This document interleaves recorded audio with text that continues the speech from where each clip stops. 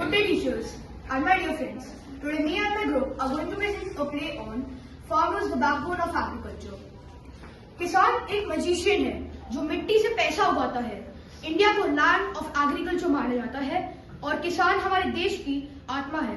लेकिन किसान बनना आसान नहीं है, तो आइए देखें कि उन्हें अपनी जिंदगी में जीने के लिए किन मुसीबतों का सामना करना पड़ता है। बाबूलाल, एक 17 साल का लड़का जो अपने पिता की मौत के बाद अपने और अपनी बहन का खुद ख्याल रखता है खेती कर कर।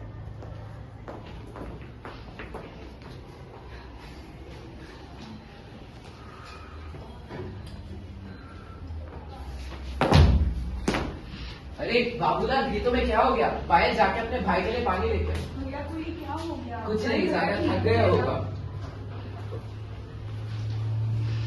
ये क्या हुआ था मेरे साथ? कुछ नहीं बाबूलाल, ज्यादा थक गए होंगे, धूप भी तो इतनी तेज है। क्या बताऊं अंकल, पूरा दिन खेत में रहना पड़ रहा है, पैसे चुकाने अपने पिताजी के। तुम्हारे पिताजी का कर्ज अभी तक पूरा नहीं हुआ? कर्ज तो सारे पूरे हो गए, लेकिन कह रहे हैं कि जमीन छीन लेंगे अगर उनके पैसे, अगर अपनी फसल आधे दाम में नहीं बेची तो। तुम्हें पुलिस को संपर्क करना चाहिए इसके लिए। सब आजमा के देख लिया पर कुछ नहीं हुआ।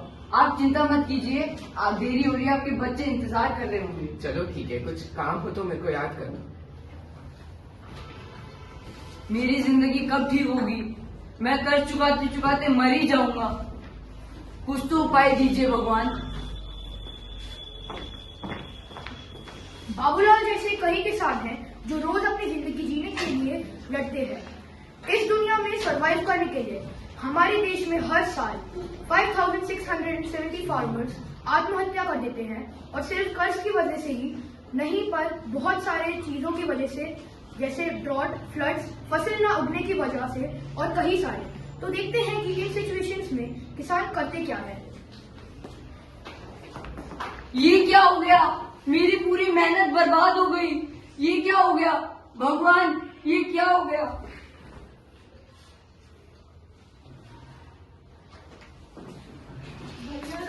हम कुछ ना कुछ कर लेंगे। अब क्या होगा? अब मैं उनके पैसे कैसे चुकाऊंगा? कर लेंगे। और बाबूलाल, हमारी फसल किधर है? 5 दिन दिए थे ना, कहाँ है अब? साहब थोड़े दिन और दे दीजिए मेहरबानी करके। और दिन? और हमारी ट्रेडिंग कंपनी का प्रॉफिट तू लाएगा? मैं क्या कर सकता हूँ, बारिश हुई नहीं, मेरी फसल खराब हो गई, मेरे पास अपने घर के लिए अनाज तक नहीं है। हमको नहीं मालूम, हमें अपने पैसे चाहिए या तो फसल चाहिए।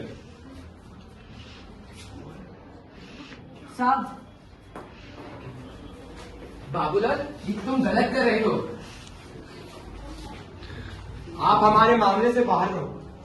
तुम कौन होते हो यहाँ पर बोलने वाले? हमें अपना काम देखने दो। नहीं, मैं नहीं होने दूंगा। पायल जाके सबको बुला के लाओ।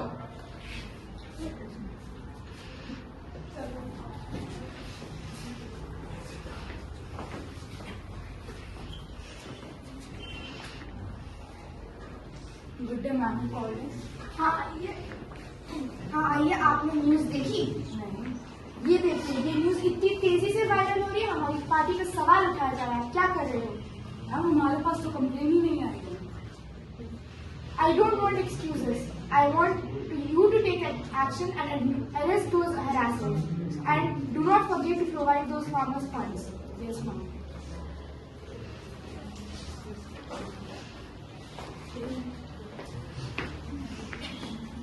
हमारे पैसे किधर है बाबूलाल? या तुम्हारे पास हमारी फसल है? साहब क्या? साहब मेरे पास थोड़े से ही पैसे हैं और कुछ नहीं।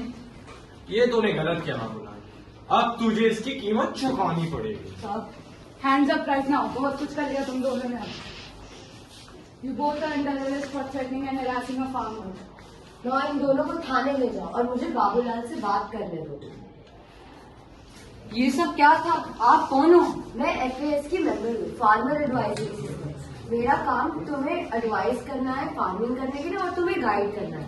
पर मैं आप पे भरोसा कैसे कर सकता हूँ? क्योंकि आज मेरी ही इस गवर्नमेंट की वजह से तुम बच सके हो। तुम्हारी वीडियो वायरल होने के बाद हमें पता चला कि तुम्हारे साथ क्या हो रहा था। आप किसान इस देश के बहुत बड़े इम्पोर्टेंट लोग होते हो। आपकी रक्षा करना हमारी जिम्मेदारी होती है। Thank you. जैसा कि आप देख सकते हैं कि FAS एक ऐसा सिस्टम है जो स्पेशल एडवाइजर्स प्रोवाइड करता है फार्मर्स को, ताकि वो अपनी फसल और ढंग से उगे और उनके राइट्स उन्हें बताती है। इसके अलावा सरकार ने फार्मर्स के लिए और बहुत सारे ऐसे सिस्टम्स बनाए हैं, क्योंकि किसान ही है वो जो इस देश के हजारों लोगों के घरों में खाना देता है।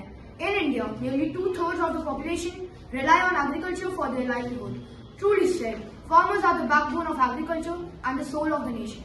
Thank you.